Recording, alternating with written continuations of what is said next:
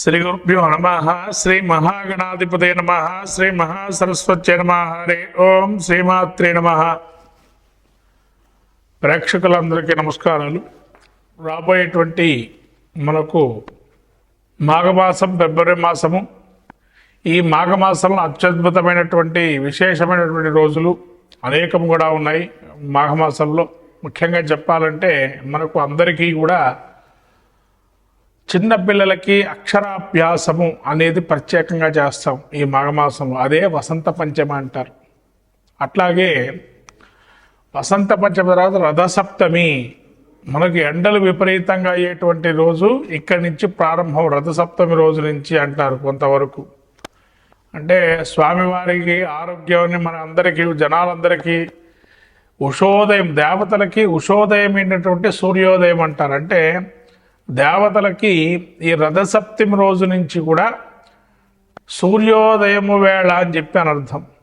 అంటే మనకి నిత్యం కూడా అనేకం సూర్యోదయం జరుగుతుంది కదా, దేవతలకి సూర్యోదయం వేళ బ్రాహ్మీ ముహూర్తం ఎట్లయితే మనకు ఈ సంక్రమణ నుంచి మొదలయ్యి రథసప్తం వరకు కూడా వారికి ఇంకా తెల్లవారుజాము ఇంకా అవుతూ ఉంటుంది, కానీ పూర్తిగా తెల్లవారు. కాబట్టి ఈ రథసప్తమి అనేది ఏదైతే ఉందో అక్కడి నుంచి పూర్తిగా సూర్యుడు కిరణాలు అనేది ప్రసరమై ఆరోగ్యవంతమైన ప్రసరణం అనేది కలుగుతుంది. అట్లాగే భీష్మ ఏకాదశి, మనకు అంపశయ్య మీద ఉత్తరాయణ పుణ్యకాలంలో భీష్ముడు తన యొక్క మోక్షాన్ని పొందాలని చెప్పి కృష్ణుడితో యుధిష్ఠిరుడైనటువంటి ధర్మరాజుతో భీష్ముడు సంవాదం చేస్తూ ఇక్కడ విష్ణు సహస్రనామం పారాయణం చేయటం వల్ల భీష్మ ఏకాదశి ఉత్తమమైన ఫలితాలు పొందుతారు. అట్లాగే మహామాఘి అంటే ఎక్కడైనా ఎవరైనా స్నానము అనేది ప్రత్యేకమైన నియమంగా పెట్టారు. నదీ స్నానం చేయమని ఇక్కడ. అంటే దేవతలకి సూర్యోదయం వేళ అవుతుంది కాబట్టి మాఘస్నానం అనే ఫలితం మనకు పద్మపురాణం అంతర్గతంగా వైశాఖ పురాణం, మాఘపురాణం, కార్తీక పురాణం అనేటువంటి దానిలో చూసుకున్నట్లయితే ఈ యొక్క మహామాఘి అంటారు దాన్ని. కాబట్టి ఈ పౌర్ణమి రోజున మాఘస్నానం, సముద్ర స్నానం కూడా చాలా విశేషంగా చెప్పబడింది. అట్లాగే నోములకి, వ్రతాలకి మనం పట్టుకునేటువంటి నోములు, ఆడవాళ్ళు స్త్రీలు పట్టుకునే నోములు, ఇవన్నీ కూడా ఈ మాఘ పౌర్ణమి కానీ రథసప్తమి కానీ నోములు పట్టుకోవచ్చు. అట్లాగే తర్వాత వచ్చేటువంటిది మనకు మహాశివరాత్రి. అత్యద్భుతమైనటువంటి శివరాత్రి జాగరణ అనేది కలుగుతుంది. కాబట్టి ఇటువంటి పర్వదినాలు ఈ మాఘమాసంలో ఉన్నాయి మనకి. ఈ మాఘమాసంలో అటు శివుడికి, అటు కేశవమూర్తి అయినటువంటి సత్యనారాయణ స్వామి వ్రతాదులు ఇవన్నీ కూడా మాఘమాసంలో విలువగా చేస్తారు, వ్రతంలో కూడా చెప్పబడింది. కాబట్టి ఆ శివకేశవులకి, సూర్యనారాయణ స్వామికి, ఆ సరస్వతి మహాదేవికి అనుగ్రహం కలిగి మీ యొక్క కుటుంబంలో ఉండేటువంటి చిన్నపిల్లలకి విద్యాభివృద్ధితో పాటు ఆరోగ్యాన్ని, సంపత్తులు, ఆ ఈశ్వర అనుగ్రహముల ఐశ్వర్యాన్ని కలజేయాలని, ఈ ద్వాదశ రాశి ఫలితాల్లో మనము అందరికీ కూడా సంపూర్ణమైన అనుగ్రహం కలగాలని ఆ యొక్క ద్వాదశ రాశి ఫలితాలు మనం చెప్పుకుందాం. మాఘమాసం, ఫిబ్రవరి మాసంలో మనకు వృశ్చిక రాశి యొక్క ఫలితాలు చూసినట్టయితే ముఖ్యంగా వృశ్చిక రాశిలో విశాఖ నక్షత్రం 4వ పాదము, అనురాధ నక్షత్రం 4 పాదాలు, అట్లానే జ్యేష్ఠ నక్షత్రం 4 పాదాలు వృశ్చిక రాశికి చెందినవి. ఈ వృశ్చిక రాశి యొక్క గ్రహస్థితి చూసినట్టయితే ముఖ్యంగా వీరికి తృతీయం నుంచి చతుర్థమందు రవి సంచారము, చతుర్థమందు శని సంచారము, రాహు బుధుడు చతుర్థమందు సంచారము, శుక్రుడు రాహు పంచమస్థాన సంచారం, సప్తమంలో గురువు, అష్టమంలో కేతువు వక్రగతి,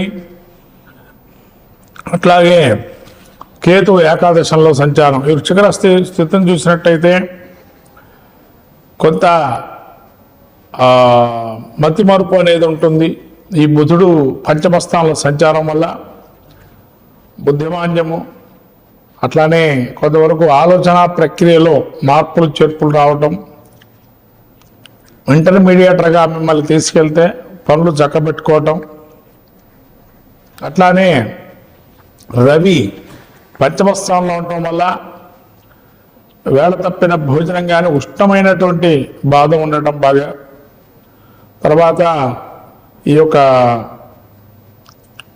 శని మీకు ఏదైతే ఉన్నాడో అర్ధాష్టమం వెళుతూ వెళుతూ యోగాన్ని ఇస్తూ ఉత్సాహాన్ని అనేది కలగజేసే అవకాశం ఉంటుంది. కొంత సోదరుల వల్ల విభేదాలు ఉన్నా కూడా అవన్నీ సమసిపోయే ప్రయత్నం ఉంటుంది. ధనలాభాలు కూడా వచ్చే అవకాశం ఉంది. అట్లానే ఉత్తరార్ధంలో కుటుంబ మూలకంగా అశాంతి కలిగే అవకాశం ఉంది. కాబట్టి ఉత్తరార్థంలో కొన్ని ఇబ్బందులు కలిగినా పూర్వార్థం అద్భుతంగా ఉంది. మొత్తం మీద ఈ యొక్క ప్రయాణం మూలకం కానీ కుటుంబం మూలకం కానీ కొన్ని ఇబ్బందులు అనేవి గోచరిస్తున్న ఉత్తరార్థంలో వృశ్చిక రాశి వారికి ఈ యొక్క కుజుడు కూడా మీకు అష్టమ స్థానంలో ఉండడం వల్ల ప్రయాణాలు చేసేటప్పుడు కానీ జాగ్రత్త ఉండడం, లేదా ఇంట్లో ఏదైనా పనిముట్లు ఏదైతే ఉన్నాయో వాటికి సంబంధించినటువంటి ఆహారంలో జాగ్రత్త చూసుకోవటం, సప్తమంలో గురువు ఉండడం వల్ల ఏదైనా మీకు అనుకూలమయ్యే అవకాశాలు ఎక్కువగా ఉంటాయి ఏ పని మొదలుపెట్టినా. మొత్తం మీద వృశ్చిక రాశి వారికి కొంత గొప్ప సగం మాసం ఫలితాలు బాగున్నాయి, మిగతా సగం మాసం బాగలేదు. కాబట్టి ఇటువంటి ఫలితాలు మనం చూసినట్టయితే గోచారం జాతకం కూడా పరిశీలన చేసుకోవాలా. కాబట్టి జాతకాన్ని పరిశీలన చేసుకున్నప్పుడు ఇటువంటి యోగాలు అవయోగాలు అనేవి సమసిపోయే ప్రయత్నం కూడా ఉంటుంది.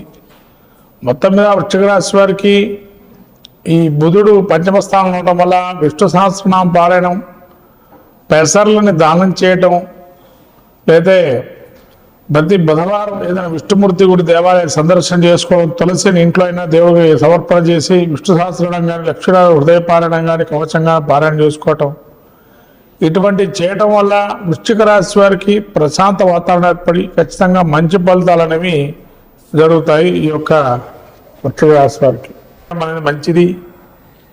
ఈ మీన రాశి వారికి ముఖ్యం మీద ఏదైనా కానీ రుణాలు తీసుకునేటప్పుడు కానీ రోగాలు ఉన్నా కానీ శత్రువృద్ధులు కానీ ఇవన్నీ తగ్గించుకునే ప్రయత్నం చేయండి. ఏదైనా కానీ అంటే శత్రువులు తగ్గాలి అంటే మాట ధరలు అదుపులో ఉండాలి, రుణాలు తగ్గాలంటే ఖర్చు తగ్గించుకోవాలి, రోగాలు రాకూడదంటే సమయానికి సమయానికి తగిన ఆహారం పదార్థాలు నియమబద్ధంగా ఆహార సమతుల్యాన్ని పాటించాలి. ఇవన్నీ చేస్తే ఇవేవి రావు. కాబట్టి ఇవి వచ్చాయి అంటే మనం ఎంతవరకు దాన్ని సమతుల్యం చేయాలో ఆలోచన చేయాలి. కాబట్టి ముఖ్యంగా మీన రాశి వారు జన్మ జాతకరీత్యా యోగదాయకంగా ఉన్న గోచారీత్యా ప్రతికూలంగా ఉంది కాబట్టి 50% ఎంతైనా మిశ్రమ శాతం ఫలితాలు వస్తాయి.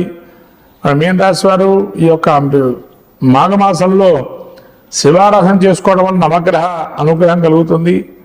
అట్లానే రాబోయే ఈ వసంత పంచమి, మహామాఘి ఇలాంటి మహాపర్వదినాలు ఉన్నాయి.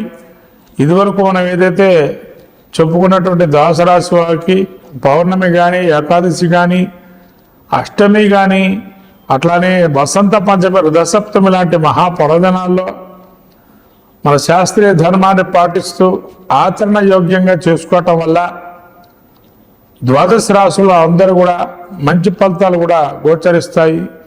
మొత్తం మీద ద్వాదశ రాశుల వారికి అందరికీ కూడా మాఘమాసంలో మనకు వచ్చేటువంటి పర్వదినాలు వసంత పంచమి, భీష్మాకాదశి, రథసప్తమి, భీష్మాష్టమి, అట్లా మహామాఘి, పౌర్ణిమ, ఇలా సంకష్టహార చతుర్థి, అలాగే మనకు వచ్చేటువంటివి ఇంకా మహాపుణ్య దినాల్లో మహాశివరాత్రి, ఇటువంటి మహాపర్వదినాలు. కాబట్టి ఈ పర్వదినాల్లో తగు జాగ్రత్తగా స్వామి అనుగ్రహాన్ని పొంది ఆ స్వామి దేవతల అనుగ్రహాలు పొంది మీ యొక్క గ్రహస్థితిలో గోచారంలో కానీ జాతక చక్రం కానీ పరిశీలన చేసుకొని తగినటువంటి శాంతి చేసుకోవటం మంచి ఫలితాలు గోచరిస్తాయి. కాబట్టి ఎవరైనా కానీ జన్మ జాతకరీత్యా కూడా కొన్ని గ్రహాలు అనుకూలంగా ప్రతికూలంగా ఉన్నాయి చూసుకోవటం మంచిది.